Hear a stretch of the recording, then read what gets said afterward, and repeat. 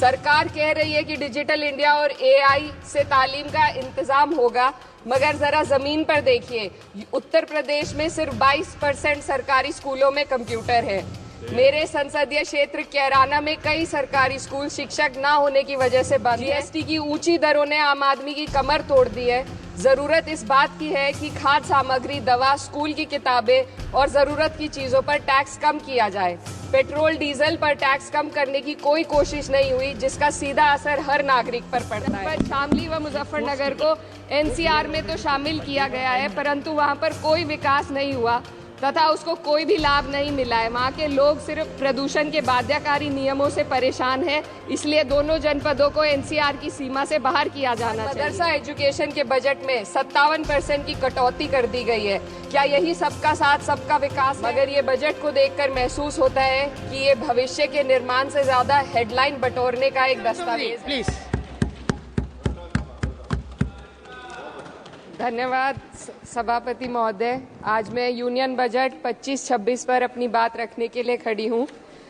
भारत के संविधान के आर्टिकल 38 भारत को एक वेलफेयर स्टेट के तौर पर पेश करता है और सरकार की जिम्मेदारी है कि बजट और उससे जुड़ी वेलफेयर स्कीम्स के जरिए इन आर्टिकल्स को हकीकत में लाया जाए। इसलिए यूनियन बजट सिर्फ एक आंकड़ों की किताब नहीं, बल्कि सरकार की प्राथमिकता और वेलफेयर स्टेट के संविधान से जुड़ी वफादारी का आईना है। सरकार की जिम्मेदारी है कि इकोनॉमिक पॉलिसीज, जिनमें बजट भी शामिल है, ऐसी बनाए जाए जो गैर बराबरी को कम कर सके और सबसे ज्यादा गरीब वर्ग को सहारा दे। बजट वो लाइफलाइन है जिससे शिक्षा, स्वास्थ्य, पेयजल, social security, SC, ST, minority, गरीबों की भलाई के लिए स्कीमें चलाई जाती है। मगर ये बजट को देखकर महसूस होता है कि ये भविष्य के निर्माण से ज्यादा हेडलाइन बटोरने का एक दस्तावेज है। इससे सबसे ज्यादा प्रभावित होने वाली वही लोग पीछे छूट रहे हैं जिन्हें सरकार के सहारे की सबसे ज्यादा जरूरत थी। वो किसान जो बढ़ती लागत से परेशान हैं, वो नौजवान जो बेरोजगारी का सामना कर रहे हैं, और वो औरतें जो निजामती रुकावटों से जूझ रही हैं, और वो गरीब जो महंगाई के बोझ के तले दबे हुए हैं। This government is proudly marketing the income tax exemption of 12 lakhs. But the question is, how many Indians even earn that much to benefit from it? Only 2.2% of Indian population pays direct taxes, whereas no relief has been given in regards to indirect taxes, the burden of which falls on everyone, especially the poor and weaker section of the society. This clearly shows that this is not an inclusive budget. GST की ऊंची दरों ने आम आदमी की कमर तोड़ दी है। जरूरत इस बात की है कि खाद्य सामग्री, दवा, स्कूल की किताबें और जरूरत की चीजों पर टैक्स कम किया जाए। पेट्रोल डीजल पर टैक्स कम करने की कोई कोशिश नहीं हुई, जिसका सीधा असर हर नागरिक पर पड़ता है। आर्टिकल 41 कहता है कि सरकार को ये कोशिश करनी चाहिए कि वो अपनी इकोनॉमिक हालात और रिसोर्सेज के हिसाब से लोगों को रोजगार दे। इस बजट ने बेरोजगारी दूर करने की दिशा में कोई ठोस उपाय नहीं दिया है। नई नौकरियों की बात तो छोड़िए, जो पहले से थी वो भी खत्म होती जा रही हैं। स्किल डेवलपमेंट प्रोग्राम के नाम पर करोड़ों खर्च किए जा रहे हैं, मगर सवाल ये है कि ट्रेनिंग लेने के बाद कितने नौजवानों को असल में नौकरी मिल रही है। सरकार के पास इसका भी कोई आंकड़ा नहीं है। सरकारी विभागों में लाखों पद खाली हैं, मगर भर्ती का कोई प्लान नहीं है। आर्टिकल 45, जिसके द्वारा सरकार की जिम्मेदारी है कि हर बच्चे को 6 साल की उम्र तक फ्री और जरूरी तालीम मिले, ताकि उनका बुनियादी तालीमी डेवलपमेंट सही से हो सके, जिसको संसद ने शिक्षा का अधिकार अधिनियम बनाकर और भी मजबूती दी थी, परंतु इसकी जमीनी हालत क्या है वो किसी से छुपी नहीं है। नगरीय क्षेत्रों में सरकारी स्कूलों में शिक्षक न होने की वजह से स्कूल बंद हो रहे हैं तथा दूरस्थ ग्रामीण क्षेत्र के स्कूलों में टीचर ही नहीं पहुंच पा रहे हैं। सरकार कह रही है कि डिजिटल इंडिया और एआई से तालीम का इंतजाम होगा, मगर जरा जमीन पर देखिए, उत्तर प्रदेश में सिर्फ 22% सरकारी स्कूलों में कंप्यूटर है। मेरे संसदीय क्षेत्र कैराना में कई सरकारी स्कूल शिक्षक न होने की वजह से बंद हैं और मदरसा एजुकेशन के बजट में 57% की कटौती कर दी गई है। क्या यही सबका साथ सबका विकास है? इसी तर्ज पर अस्पताल हैं, जहां पर डॉक्टर नहीं है। आर्टिकल 47 अच्छी सेहत और जिंदगी के स्टैंडर्ड को बेहतर बनाने की आवश्यकता पर जोर देता है। राज्य की जिम्मेदारी है कि लोगों की सेहत और उनके वेलबींग को बेहतर करने के लिए जरूरी कदम उठाए, लेकिन हकीकत यह है कि इस बजट का सिर्फ 2% ही आम जनता तक पहुंच पाता है। शामली जिले में 84 डॉक्टर की पोस्ट स्वीकृत है, मगर सिर्फ 29 डॉक्टर काम कर रहे हैं और गायनोकोलॉजिस्ट मात्र 1 है। दवाइयों की कीमतें बढ़ती जा रही हैं, मगर गरीबों के लिए कोई राहत नहीं है। सरकार ने महिलाओं के लिए बजट बढ़ाने का दावा किया, मगर 81% इसका बजट सिर्फ पोषण योजनाओं में डाला गया है।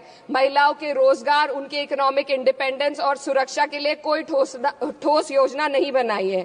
बेटी बचाओ बेटी पढ़ाओ का बजट घटा दिया गया, जिससे साफ है कि ये सिर्फ नारेबाजी थी और कुछ नहीं। किसानों की बदहाली हम सबके सामने है, लगातार चलती आ रही है। 2016 में कहा गया था कि 2022 तक किसानों की आमदनी दोगुनी होगी, मगर 2025 आ गया और एमएसपी पर कोई ठोस गारंटी आज भी दी नहीं गई है।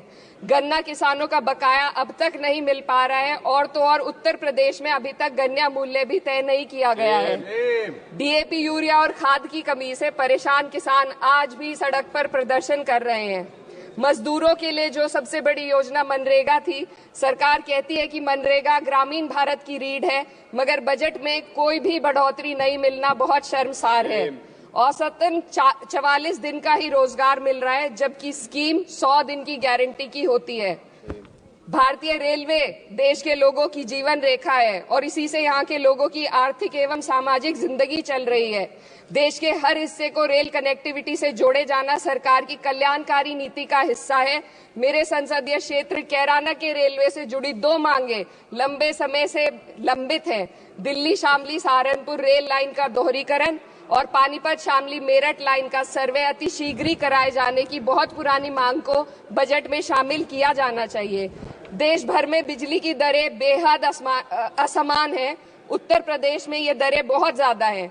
देश भर में एक समान बिजली दरें लागू करने का प्रावधान किया जाए। रिवैम्प योजना में हर घर तक बिजली पहुंचाने के लिए एलटी लाइन बनाने का प्रावधान भी जोड़ा जाए।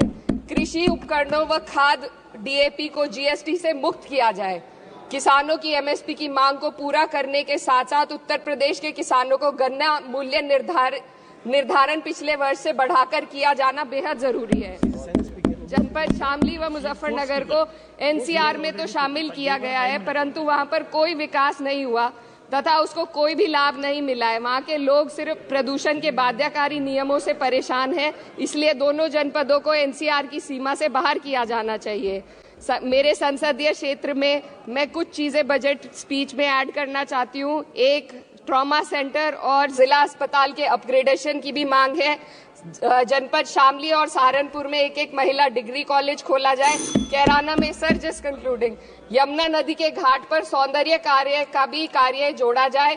जनपद शामली में टेक्सटाइल पार्क की स्थापना की जाए और जो संसद निधि है, सांसदों को केवल 5 करोड़ रुपए दिए जाते हैं और एमएलए, उत्तर प्रदेश के एमएलए को भी 5 करोड़ दिए जाते हैं। हमारी मांग है या तो इसे बढ़ाकर 25 करोड़ किया जाए या फिर सिरे से खारिज किया जाए। Sir just one The union budget was an opportunity to address the pressing... Sir, just 1 minute. Please, 2 more speakers are in your party. Sir, just pressing concern of India's citizen, rising unemployment, soaring inflation, crumbling public services and deepening rural distress. Yet, instead of offering real solution, the government has focused on optics and half measures. While tax relief for the middle class is welcome, it does nothing for the millions who earn too little to benefit from it.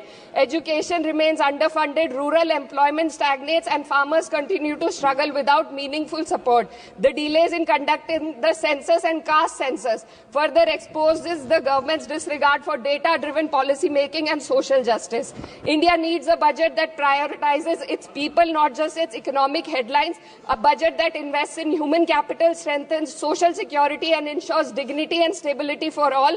But what we have instead is another missed opportunity, one that fails the poor, the youth, the farmers and the women of this country. Budget प्रस्ताव पर अपने विरोध को मैं 2 पंक्तियों में आपके सामने रखना चाहूंगी। बेदम हुए बीमार दवा क्यों नहीं देते?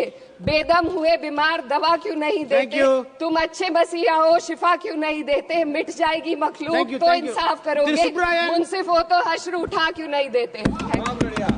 Subrayan, Manbungu Thiru Subrayan.